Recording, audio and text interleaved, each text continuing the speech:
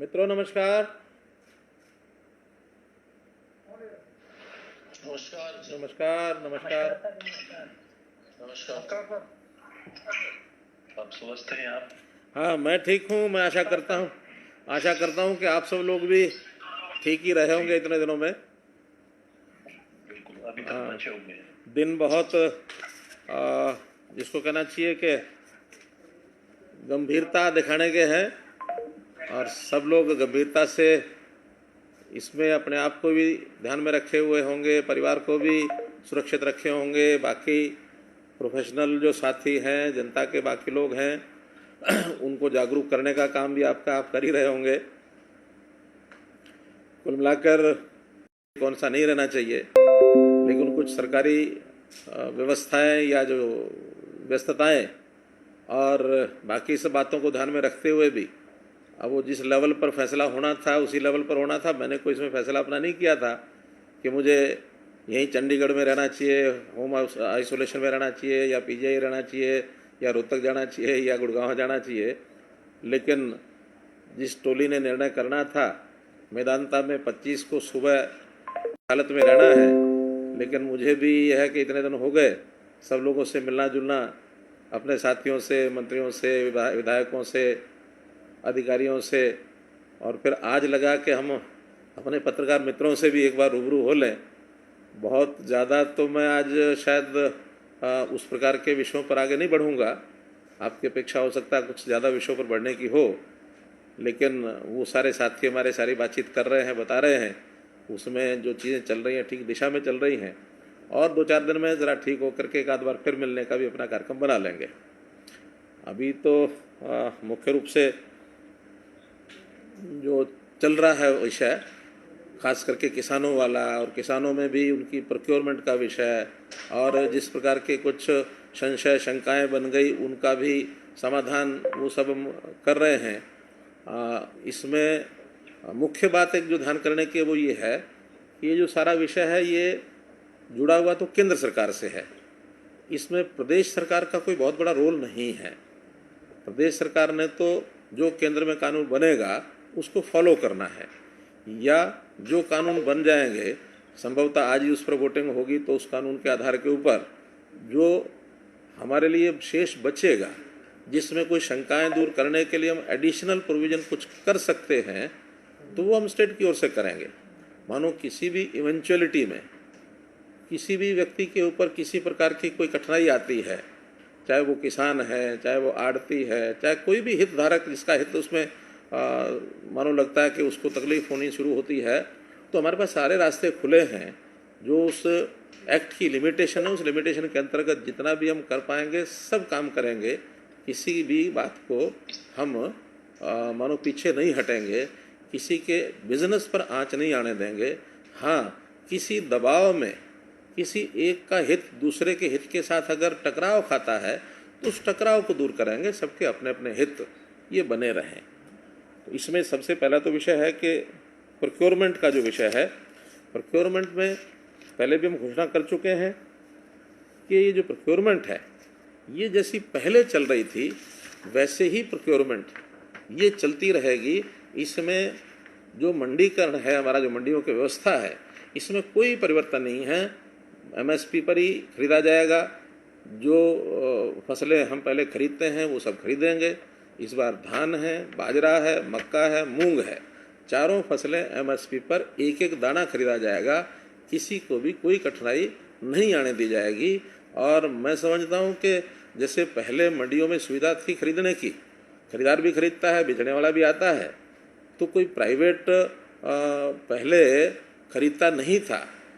अगर कहीं प्राइवेट खरीदता था कोई, तो एक ही उसके ऊपर बंधन था कि चूँकि मार्केट एरिया एक तय होता था, उस मार्केट एरिया के अंदर सारी फसल मंडी में आएगी।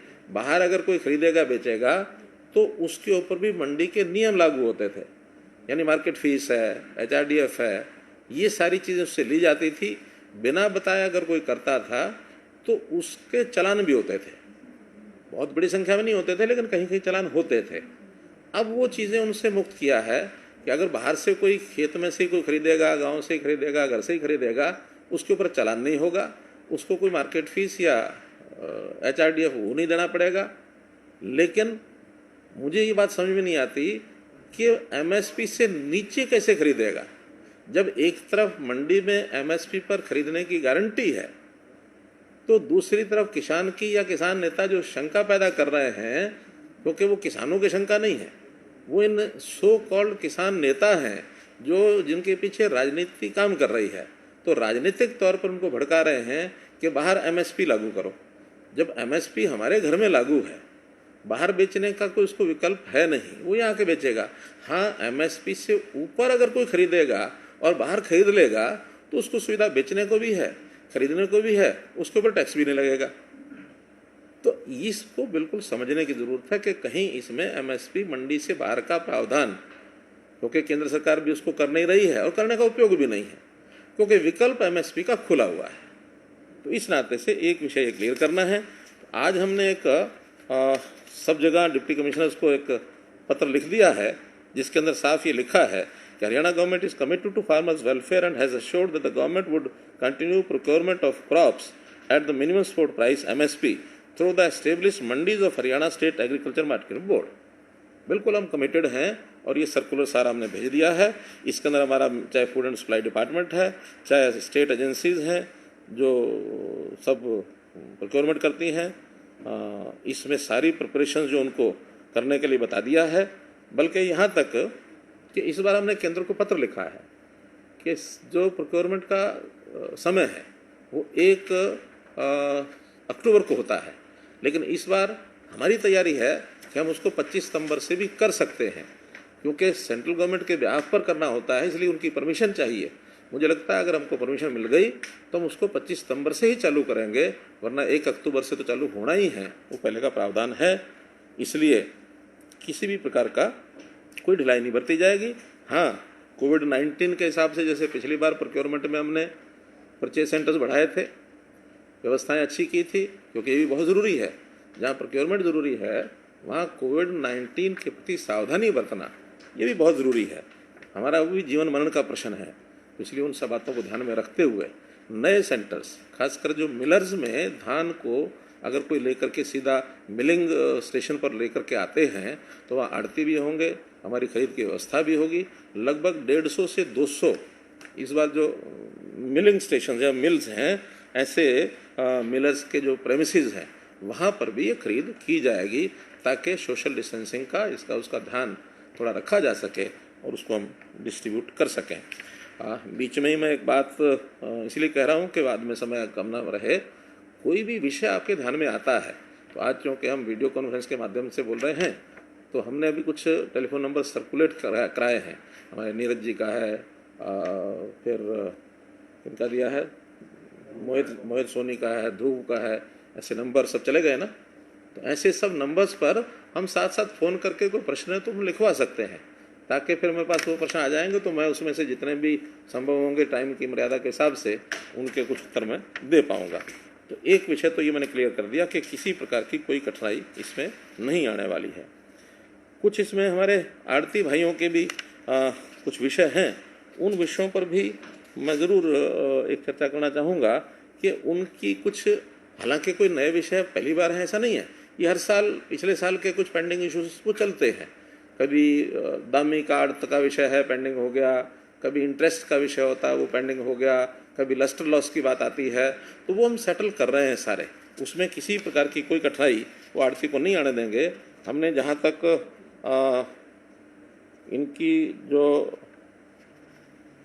दामी का विषय है, ये दामी पिछले साल बाजरा और धान कुल मिलाकर के 252 करोड़ रुपए की दामी बनी थी, वो सारी की सारी पिछले साल की पे कर दी गई है।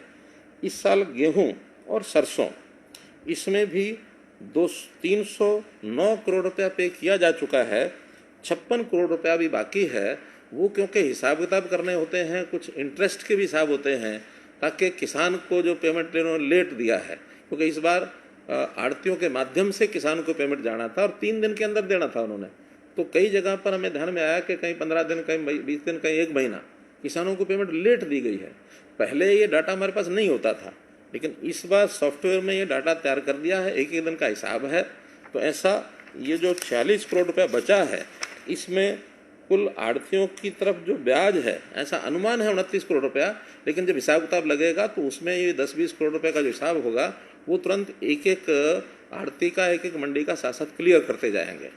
कुछ इंटरेस्ट का जो विषय होता है, जैसे आढ़ती ने किसान को लेट दिया है, ऐसे पिछले साल में हमने एक प्रोविजन किया था कि अगर सरकार आढ़ती को पैसा लेट देती है तो हम भी 7 दिन के बाद उनको 12% के इंटरेस्ट के हिसाब से पैसा देंगे, क्योंकि उसका हिसाब किताब आढ़तियों ने अभी किया नहीं है।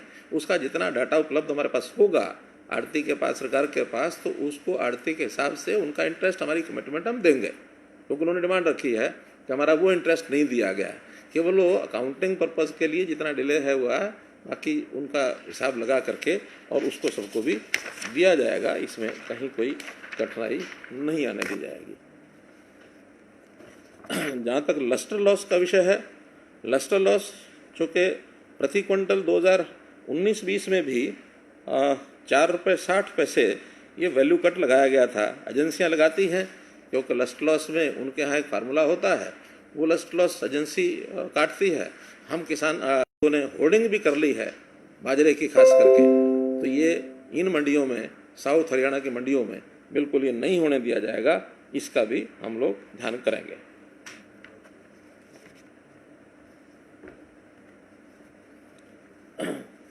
जहाँ तक इन अध्यादेशों का विषय है, बहुत बार ये सारा विषय स्पष्ट किया जा चुका है। फिर से मैं बताता हूँ कि पूरा देश एक भारत एक कृषि बाजार, इस नाते से ये किया जा रहा है। और ये जो कृषि बाजार के सुधार हैं, इन कृषि बाजार के सुधारों की बात कोई आज से नहीं चल रही है, वर्षों से चल रही है। और इवन कांग्रेस के समय भी कुछ काम किए गए, कुछ छोड़ दिए गए। आपको ध्यान में होगा, जब 2014 से पहले केंद्र में भी सरकार कांग्रेस की थी, हरियाणा में भी कांग्रेस की थी, उस समय फल और सब्जियां इस मार्केटिंग सिस्टम में से, इस एक्ट में से हटा दिए थे। उन्होंने ही हटाए थे कि कहीं बेचें, कहीं करें, कुछ भी करें, हमारे प्रावधान में नहीं है। ये कांग्रेस ने किया। और तो और इस बार जो लोकसभा का कांग्रेस का मैनिफेस्टो था, उस मैनिफेस्टो में भी उन्होंने स्पष्ट लिखा है कि कांग्रेस कृषि क्षेत्र के विकास की योजनाओं और कार्यक्रम को बनाने के लिए एक स्थायी राष्ट्रीय आयोग, कृषि विकास एवं योजना आयोग की स्थापना करेगी, जिसमें किसान, कृषि वैज्ञानिक, कृषि अर्थशास्त्री सम्मिलित होंगे। ये आयोग सरकार को सलाह देगा कि कृषि को व्यवहार्य, प्रतिस्पर्धी और फायदेमंद बनाया जा सके। और उसके लिए उन्होंने नीति और कार्यक्रम में जितने बदल करने की बात है, उन सब के लिए उन्होंने इसके अंदर सिफारिश की है कि हम इसके अंदर सुधार लेकर के आएंगे। ये इस प्रकार का इनका जो मैनिफेस्टो है, उस मैनिफेस्टो के अंदर हम पढ़ करके देखते हैं तो इस प्रकार से इसमें किया गया है। जहाँ तक सुधार करने की बात है, हम भी हमेशा सुधार करने के लिए तैयार रहे। कांग्रेस ने लिखा कि कांग्रेस कृषि उपज मंडी समितियों के अधिनियम में संशोधन करेगी, जिससे कृषि उपज के निर्यात और अंतर्राज्यीय व्यापार पर लगे सभी प्रतिबंध समाप्त किए जाएंगे। अभी कांग्रेस कह रही है, आज जब हम कर रहे हैं, आज विरोध कर रही है। सीधा कारण है कि कांग्रेस के पास अब मुद्दे बचे नहीं हैं। ऐसे से मुद्दे देश के अंदर अब हल हुए हैं, जिसमें जनता को ये लग रहा है कि इस देश को ठीक दिशा देने वाली अगर कोई सरकार है तो भारतीय जनता पार्टी, एनडीए की सरकार है। और बिना मुद्दे के जब कोई विषय इनको लगता है कि इसमें से किसी भोले भाले वर्ग को और बहकाया जा सकता है, उसको बहकाने के लिए कुछ भी ये मार्केट में बातें छोड़ते हैं। क्योंकि हमारा किसान देश का, उसको किसी प्रकार से बिना समझाए हुए बहकाना बड़ा आसान है कि भी आपकी मंडी की फसल जो है वो आपकी बिक्री नहीं होगी और आपकी कर्जा यूँ चढ़ जाएगा, या आपके जो प्राइवेट लोग हैं वो आपको इस प्रकार से करेंगे। तरह तरह की शंकाएं, यानी न्यूनतम समर्थन मूल्य। अब जब हम कह रहे हैं कि न्यूनतम समर्थन मूल्य हम देंगे, तो बाहर के लोग नहीं देंगे तो बेचना नहीं, उससे ज़्यादा देंगे तो बेचेंगे। आज बासमती है, बासमती पर कोई एमएसपी नहीं है। बासमती एमएसपी से ऊपर बिकती है, हमेशा बाहरी बिकती है ज़्यादातर। अभी तक ये था कि मंडी के अंदर बिकेगी, बाहर बेचेंगे तो उसको चालान किया जाएगा। अब वो भी छूट हो गई कि बाहर बेचो, जहाँ मर्जी बेचो, 3000 में बेचो, 2500 में बेचो। 2 साल पहले जब धान की किस्म जो कौन सी थी, जो एमएसपी से भी नीचे आ गई थी, 1509। हालांकि 1509 के लिए एमएसपी तय नहीं है, क्योंकि 1509 हमेशा ज़्यादा रेट पर बिकती है। लेकिन कारण ऐसा हुआ कि वो एमएसपी से नीचे बिकने लगा, तो हमने योजना बनाई, हमने घोषणा की कि नहीं, अब 1509 भी जो है एमएसपी से नीचे नहीं बिकने देंगे। तो हमने एमएसपी पर खरीदी। ये अलग बात है कि 2 महीने बाद उसी का रेट फिर ज़्यादा से बढ़ गया, फिर और तेज़ हो गया था। तो हम एमएसपी से नीचे कोई भी किस्म ये नहीं जाने देंगे, चाहे वो नोटिफिकेशन में है चाहे नहीं है। तो इस प्रकार से कांग्रेस की जो दोगली नीतियां हैं, इस नीति से सावधान होने के लिए और मैं आग्रह करता हूं। ये पढ़ने वाला है, आप लोग भी अगर पढ़ेंगे तो कांग्रेस का कृषि के ऊपर मैनिफेस्टो।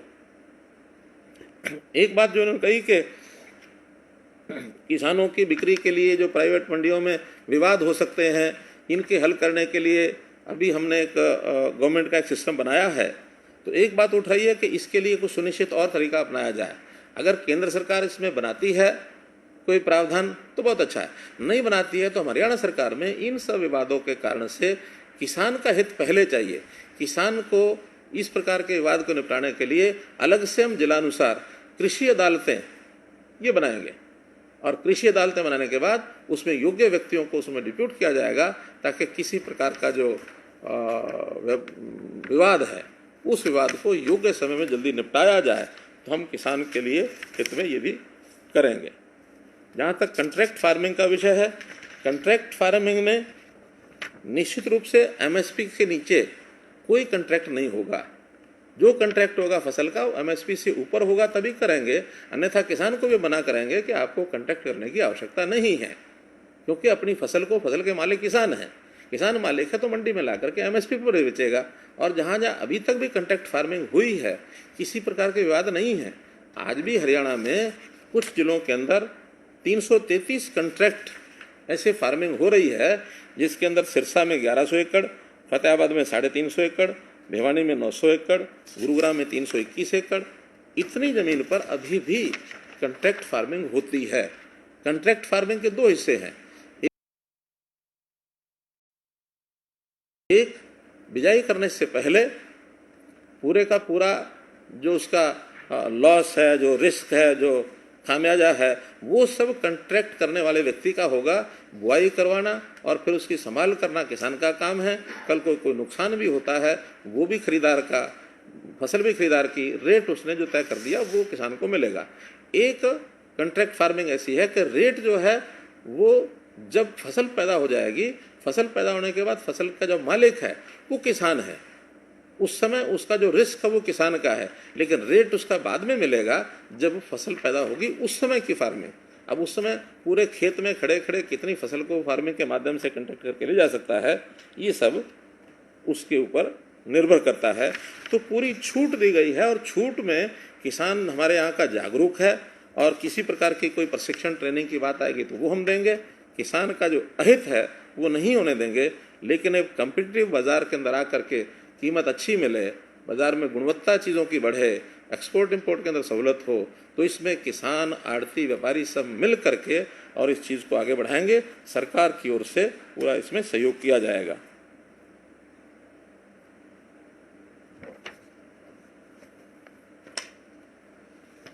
तो मित्रों, कुल मिलाकर के ये सब विषय ऐसे हैं।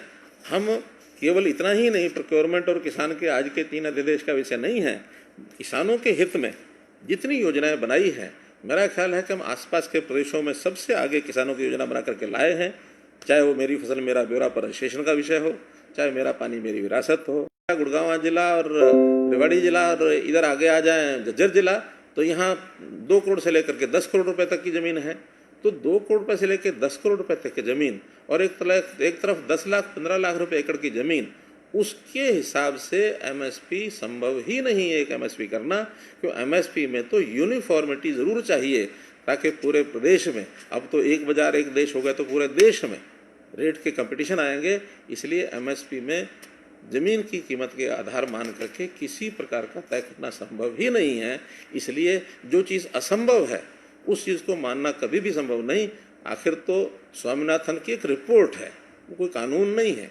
उस रिपोर्ट के आधार पर सरकार सोचती है क्या ठीक है क्या गलत है। 201 रिकमेंडेशंस स्वामीनाथन की सब सिर्फ इस जमीन की वैल्यू को छोड़ करके सब लागू की जा चुकी हैं।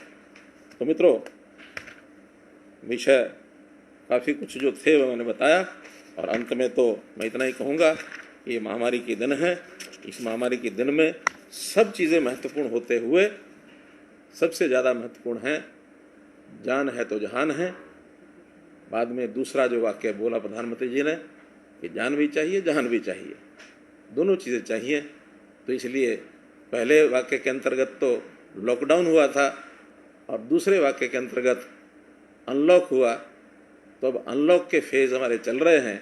तो लॉकडाउन अनलॉक दोनों का पर्पस एक ही है कि हमारा जो शरीर ठीक रहे, हमारा सामाजिक जीवन ठीक रहे, हमारा व्यावसायिक जीवन व्यापारिक जीवन ठीक रहे, हमारा औद्योगिक जीवन ठीक रहे, हमारे सब प्रकार के सिस्टम ठीक रहें।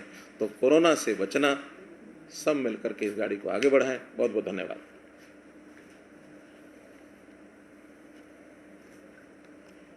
मित्रों, इस बीच में प्रश्न आ गए हैं कुछ। बार बार केंद्र और राज्य सरकार, मनोज कुमार जी पूछते हैं टीवी 18 से कि राज्य सरकार किसानों को भरोसा दिला रही कि एमएसपी खत्म नहीं किया जाएगा, फिर भी कुछ किसान संगठन विपक्षी दल ये मानने के लिए तैयार नहीं है। क्या ये सिर्फ विरोध के लिए विरोध हो रहा है? बिल्कुल ठीक बात है, आपने कहा कि विरोध के लिए विरोध हो रहा है। और हमने जब कहा कि एमएसपी नहीं हो रहा, तो कम से कम इस कानून को लागू होने के एक सीज़न का तो कम से कम इंतज़ार कर लें। अगर एक सीज़न तक सब ठीक ठाक चलता है तो आशा बन सकती है कि आगे ठीक चलेगा। इसलिए एमएसपी आखिर किस लिए लागू किया जाता है? एमएसपी इसीलिए है कि किसान को कम से कम उसकी लागत का 50% लाभ ज़्यादा मिले, जिसके ऊपर उसकी बिक्री हो। भारत सरकार ने 18 फसलों पर एमएसपी जो लागू किया है, उसमें कुछ फसलें तो ऐसी हैं जहाँ 90% का भी लाभ देने की और योजना बनाई गई है, जैसे बाजरा ही है। तो ये तो एमएसपी इसीलिए किसान का हित होगा, लाभ होगा, और जो चीज़ एमएसपी से ऊपर बिके उसकी खुली छूट देनी पड़ेगी। तो इसलिए चूँकि मैंने बताया कि कोई उनके पास मुद्दे नहीं हैं, तो इस मुद्दे को लेकर के लोगों को बहका रहे हैं और आगे बढ़ा रहे हैं।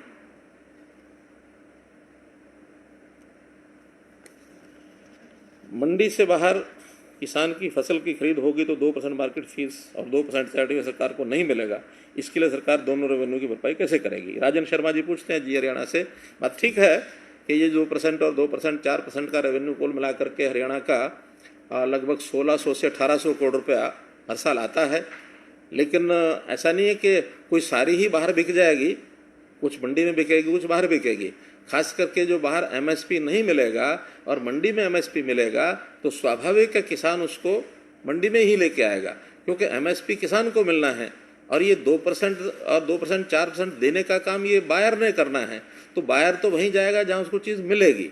इसलिए एमएसपी मंडी में सुरक्षित रहने के कारण से, और किसान यहाँ लेके आएगा, यहाँ बिक्री होगी। मुझे लगता है कि उसमें से आधे से ज़्यादा 1600 में से 1000 करोड़ रुपया तो आएगा ही आएगा। और अगर मान लो बाहर बिकने की परंपरा आगे बढ़ गई, 500-600 करोड़ रुपया कम हुआ, तो उसके लिए हमने केंद्र सरकार को भी पत्र लिखा हुआ है कि अगर इस प्रकार की कोई स्थिति बनती है तो केंद्र सरकार इसकी भरपाई करे। एक मोटा कैलकुलेशन के आधार पर 673 करोड़ शायद कुछ ऐसा बनाया था, लेकिन कोई आधार नहीं है उसका, सिर्फ अनुमान है। वो तो एक साल बिक्री जब होगी तब जाके पता लगेगा कि बाहर बिक्री से मंडी में कितनी फसल कम आई है और उसकी नुकसान उसकी जो है कितना हुआ, और भरपाई केंद्र सरकार करेगी। ठीक है, नहीं तो हमारे पास जो बाकी रिसोर्सेज है उसमें से उसको पूरा करेंगे। इसके कारण से किसी प्रकार के जो विकास का काम है वो हम नहीं रुकने देंगे। मुकेश राजपूत जी पूछते हैं कि स्कूल कब खुलेंगे? अगले 3 महीने का रोड मैप। देखिए, स्कूलों के लिए केंद्र सरकार ने, ministry of health home affairs ने शायद 22 जुलाई की तारीख तय की है कि 22 सितंबर से हम 50% स्ट्रेंथ के साथ और इस स्कूल को क्लासेस को चालू कर सकते हैं।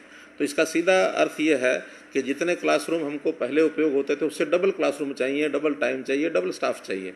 तो उसका क्या क्या प्रावधान होगा, ये सारा हमारे डिपार्टमेंट बैठ के विचार कर रहे हैं। लेकिन 22 सितंबर की एक तिथि रखी गई है। अगर उसमें कोई और परिवर्तन होता है तो शिक्षा विभाग से बातचीत करके, लेकिन शिक्षा की कैसे पूर्ति की जाए इससे सब चिंतित हैं। ऑनलाइन शिक्षा के सारे प्रबंध हमारे हो गए हैं, कर दिए हैं, तो भी ऑनलाइन से शिक्षा जितनी प्रत्यक्ष दी जाती है उतनी तो शायद नहीं संभव हो पा रही है। अब इसमें एक दो धाराएं चलेंगी। एक धारा चाहे वो मजबूरी में से निकली है ऑनलाइन शिक्षा की, हो सकता है कुछ विद्यार्थी ऑनलाइन को ही पसंद करना लग जाए, क्योंकि ये निर्भर करता है उनके परिवार की बैकग्राउंड पर, उनके वहाँ कैसा वातावरण एटमॉस्फेयर है उसके ऊपर। हो सकता है कुछ विद्यार्थी ऐसे हों, पहले भी जैसे हायर एजुकेशन के अंदर जो है कौन सी वो ओपन यूनिवर्सिटी और दूर कौन सी डिस्टेंस एजुकेशन, ओपन यूनिवर्सिटीज़, कई तरह के प्रावधान ऐसे चले, प्राइवेट एजुकेशन, कोरस्पॉन्डेंस एजुकेशन। तो ऐसे स्कूल एजुकेशन में भी इस प्रकार के कुछ चीज़ें, स्मार्ट क्लासेज जैसे लगने की बात है, उसके अंदर भी हो सकता है शहरों में, गांव में अलग अलग प्रकार की व्यवस्थाएं बने, लेकिन वो कहते हैं ना कि necessity is the mother of invention, जैसी आवश्यकता है वैसा उसके अंदर आगे बढ़ेंगे। किसानों के बीच अभी भी अध्यादेश को लेकर कन्फ्यूजन है, ऐसे में गतिरोध बनता दिख रहा है। किसानों का अध्यादेश समझाने और भ्रांतियों दूर करने के लिए सरकार क्या करने जा रही है? Vipin Kumar ji, India news. देखिए, बात ठीक है कि कांग्रेस ने इसको एक गलत दिशा में डाल दिया, हालांकि शुरू में ऐसा ये बिल्कुल नहीं था, लेकिन वो जो किसान संगठन है उसमें भी खुली सपोर्ट जो होती है वो एक कांग्रेस पार्टी ने उसको किया है। नहीं करना चाहिए था, ऐसी चीज़ों में राजनीति नहीं आनी चाहिए थी। हमने ये ठीक है कि शायद कांग्रेस इसमें न कूदती तो इस प्रकार के गंभीर बातें न होती, लेकिन जैसे ही थोड़ा गंभीर हुआ तो हमारे लोगों ने जनता में जाकर, किसानों में जाकर अपनी बातचीत करनी शुरू की। आज निश्चित रूप से किसानों में एक बड़ा वर्ग ऐसा है जो ये कहता है कि अध्यादेश किसान के हित में है, खास करके जो हमारे प्रोग्रेसिव किसान हैं, खास करके जो हमारे FPOs हैं, तो इस ओर आगे बढ़ रहे हैं लोग कि इस प्रकार के कामों से किसान का भला हो सकता है, उसको दाम अच्छा मिल सकता है और उसको स्वतंत्रता मिली है। स्वतंत्रता में पहले उसके पास एक रास्ता था, अब उसको दो रास्ते मिले हैं। दूसरा रास्ता एक एडिशनल है, पहला कोई बंद नहीं हुआ है, तो इसलिए जो एक के दो रास्ते मिले हैं तो इसमें कोई कारण नहीं है कि किसान को और कोई तकलीफ होती हो। हाँ, बहुत लोगों को तो पता ही नहीं है कि अध्यादेश क्या है, प्रावधान क्या है, और वो जैसे पीछे लगने के विषय होते हैं तो लोग लग लेते हैं। आज जब ये एक 10 तारीख का कब था ये उनका जो आंदोलन, 10 तारीख का था, तो 10 तारीख का तो लोगों को पता नहीं था, लेकिन उसके बाद जो रिस्पांस आगे उनको मिलना चाहिए था, कहीं कोई मिलने ना धरने न प्रदर्शन में, बल्कि बहुत लोग दूसरे प्रकार के भी आए हैं जो हमारे पास संदेश भेज रहे हैं कि इन अध्यादेशों को लागू कराया जाए। अब ये समय के हिसाब से सारी चीज़ें क्लियर होंगी, इसमें कहीं कोई कठिनाई नहीं आएगी।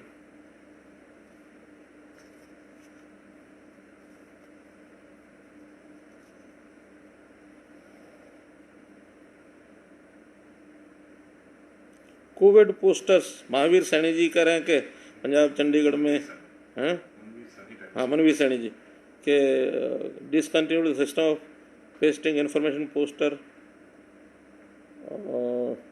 Does Haryana has any such plan of discontinuing this?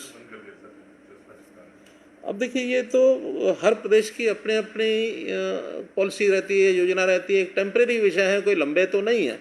वो पोस्टर लगाने का हेतु तो केवल इतना ही था कि लोग जो हैं एक डिस्टेंसिंग के कि इसके ऊपर कोई निर्णय लेने की आवश्यकता होगी तो अदरवाइज भी हम ले सकते हैं। राकेश गुप्ता जी बता रहे हैं कि आड़तियों का आरोप है कि गेहूं की कमीशन अभी तक नहीं मिली है। कमीशन, ये मैंने उत्तर दे दिया है सारा कि सारी दामी जो है लगभग 49-52 करोड़ रुपए बाकी बची है, उसमें भी चूँकि कुछ इंटरेस्ट का और उनका कैलकुलेशन का हिसाब किताब है, वो कैलकुलेशन करेंगे और उसमें से उनको एक एक पैसा का हिसाब दिया जाएगा। किसी का कोई पैसा पिछले साल भी नहीं रोका, अभी भी नहीं रोकेंगे, लेकिन ये हिसाब ऐसे होते हैं, ये लगातार करने में 4-6 महीने समय लगता है, तो वो समय जो लग रहा है साथ साथ जैसा जैसा कंप्लीट होता जा रहा है वैसा वैसा देते जा रहे हैं। हमने लगभग 300 करोड़ से ऊपर दे दिया है और अब 50 करोड़ के आसपास बचा है, वो कंप्लीट हो जाएगा।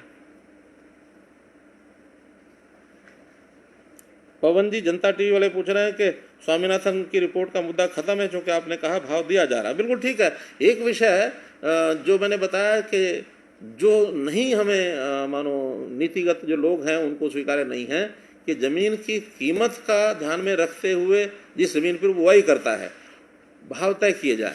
अब 1 एकड़ ऐसी है जो 10 करोड़ रुपए के भाव की जमीन है, उसका अगर खर्चा फसल के ऊपर लगाएंगे तो पता नहीं कहाँ जाएगा, और एक है 10 लाख 15 लाख रुपए की जमीन है, और दूसरे प्रदेश हैं जहाँ शायद 2 लाख 3 लाख रुपए भी एकड़ में मिल जाता है।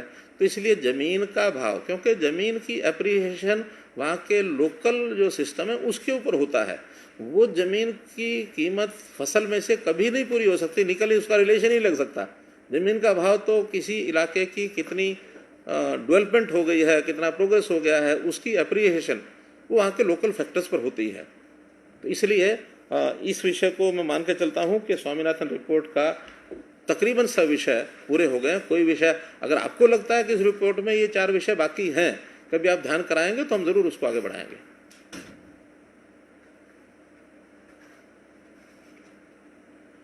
Will your government reach out to farmers over MSP issue? Manoj Kumar ji, मैंने बता दिया एमएसपी इशू पर एमएसपी लागू है, लागू रहेगा, इस पर कहीं पीछे हटने वाले नहीं हैं। जो जिस प्रदेश की स्थिति है, क्योंकि कुछ फसलें केंद्र खरीदता है, धान है और गेहूं है, ये केंद्र खरीदता है, और कुछ नेफेड खरीदती है, टोटल प्रोडक्शन का 25% खरीदती है, उतनी तक तो एमएसपी पर केंद्र सरकार खरीदता है। बाकी स्टेट गवर्नमेंट्स के ऊपर डिपेंड करता है कि स्टेट गवर्नमेंट अपने एमएसपी पर क्या क्या चीज़ खरीदती है। जैसे मैंने बताया, पंजाब और राजस्थान आप पता कर लीजिए, कोई एमएसपी पर ना धान खरीदते हैं, ना बाजरा खरीदते हैं, ना सरसों खरीदते हैं, मूंग नहीं खरीदते, सूरजमुखी नहीं खरीदते। हमारे यहाँ 6-7 फसलें ऐसी हो गई हैं कि जिस पर हम एमएसपी पर खरीदना शुरू किया है, क्योंकि ये सारी कंजम्पशन स्टेट को खुद करनी पड़ती है। तो जिस जिस की कंजम्पशन करने की स्थिति हमारी बनती जाएगी, उन चीज़ों को हम एमएसपी खरीदते चले जाएंगे। कुछ चीज़ें तो हम खरीद करके दोबारा भी वापस बेचते हैं, और जो घाटा होता है उसको भावांतर भरपाई योजना में डालते हैं।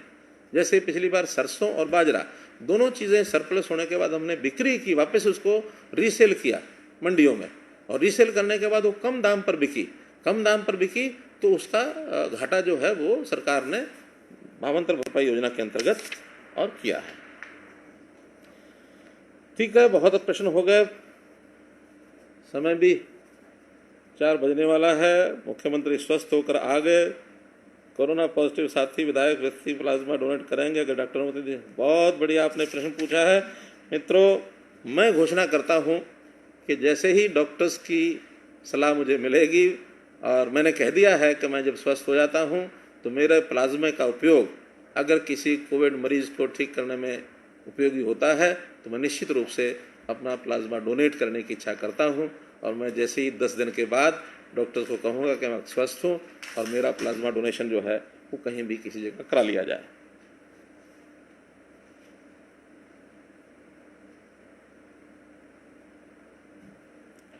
संजय पीटीआई, संजय जी पूछते हैं कि are opposition parties only politicising the ordinance issue? बिल्कुल। Do you think government needs to do more to make farmers aware about the benefits of these reforms?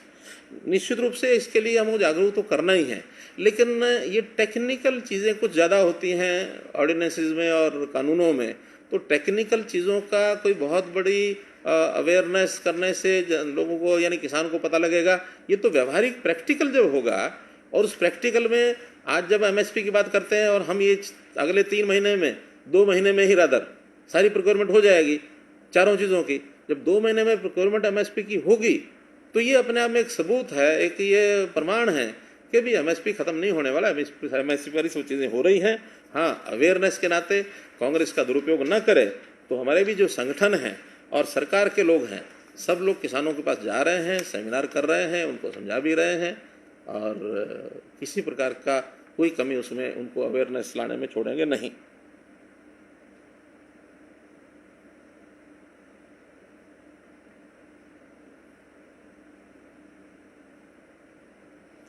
Yogendra Sharma ji, Haribhoomi, Covid के मरीज 1 लाख के पार हो गए हैं, खुद पॉजिटिव होकर लड़ाई जीत कर आए हैं, सरकार क्या करेगी?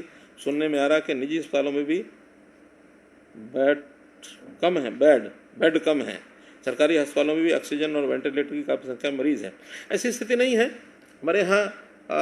अभी तक सारी स्टेशन अंडर कंट्रोल है, और कुल मिलाकर के 1 लाख पॉजिटिव मरीज ज़रूर हुए हैं, लेकिन ये सारे डिपेंड करते हैं एक्टिव मरीज कितने हैं। हमारे यहाँ एक्टिव अभी 21,000 कितने 21,000 हैं, कुछ समथिंग लाइक, क्यों? हाँ, 21,000 है। तो ऐसे 21,000 जो बेड्स हैं, यानी तुरंत आवश्यकता तो उन्हीं की ज़रूरत होती है जो एक्टिव होते हैं। और इसमें भी चूँकि एक बहुत बड़ा विश्वास अब ये हमारे मेडिकल फैसिलिटी का, हेल्थ सर्विसेज का और लोगों का ये बन गया है, 21,000, तो ये बन गया है कि होम आइसोलेशन से भी काम चल सकता है। तो इसमें बड़ी संख्या में लोग होम आइसोलेशन में हैं।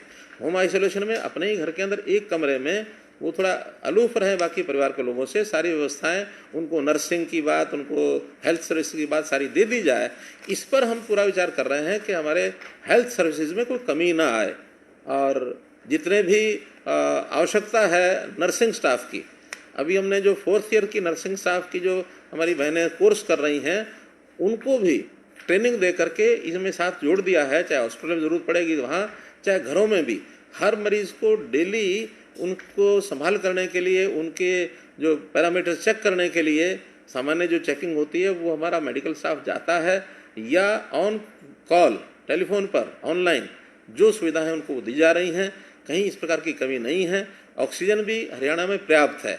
जिन प्रदेशों में बहुत बड़ी संख्या के अंदर एक्टिव मरीज आ गए हैं, जो ऑक्सीजन के ऊपर हो गए हैं, उनकी दी जा रही फैसिलिटीज उनको, वहाँ ऑक्सीजन की कमी आई है। लेकिन हरियाणा में इस समय ऑक्सीजन भी पर्याप्त है, वेंटिलेटर बेड्स भी पर्याप्त हैं। हमारा जो अगला 30 सितंबर तक की जो प्रोजेक्शंस हैं, वहाँ तक हमने सारा कंप्लीट काम कर रखा है। 15 तारीख को रिव्यू किया था। अब 31 के अगले दिनों में 15 अक्टूबर को हर एक 15 दिन का एक प्रोजेक्शंस आते हैं कि 15 दिन बाद और क्या स्थिति रहेगी। तो अब 15 अक्टूबर की जो ट्रेंड जो चल रहे हैं उसके हिसाब से हम अपनी तैयारी में लगे हैं। इस 15 अक्टूबर के बाद 31 अक्टूबर हर 15 दिन की तैयारी हम आगे करते हैं, इसलिए किसी प्रकार की कोई कठिनाई नहीं आती। चलिए कह रहे हैं, एक मनवीर सैनी जी का एक पहले आया था ना, एक और आया। You have unfortunately connected COVID-19 and have spent more than 20 days. Can you please share the experience of trauma or your feeling after you came to know that you are positive? What is your message for such patients? मित्रों, ये ठीक है कि positive शब्द जो है वो अपनी सार्थकता खो गया। पहले तो सब लोग कहते थे भी आप नेगेटिव मत बनो, पॉजिटिव बनो, और जब से कोविड आया तो लोग कहते हैं कोई पॉजिटिव तो नहीं हो गए। तो इसलिए पॉजिटिव नेगेटिव का जो असर है ये अलग अलग समय, अलग अलग संदर्भ में आता है। जब कोरोना शुरू हुआ, कोविड पॉजिटिव जो आ जाता था उससे बहुत एक डर भी लगता था, उससे दूर रहो, घर वाले भी उसको थोड़ा दूर रखते थे। और गली मोहल्ले में तो वो जो आइसोलेटर एक हो गया, उसको क्या जोन कहते हैं उसको, कंटेनमेंट जोन। तो कंटेनमेंट जोन के अंदर कोई जाए नहीं, एक बहुत एक पैनिक सा फैलता था। अब समय के साथ और जब से ये हो गया कि बहुत बड़ी संख्या में लोग पॉजिटिव होकर के अपने आप ठीक भी हो गए हैं। हरियाणा में जो ये जो हुआ है सर्वे, कौन सा, सीरो सर्वे में पता लगा कि कुल 8% आबादी हरियाणा की पॉजिटिव होकर के नेगेटिव हो चुकी है, 22 लाख लोग।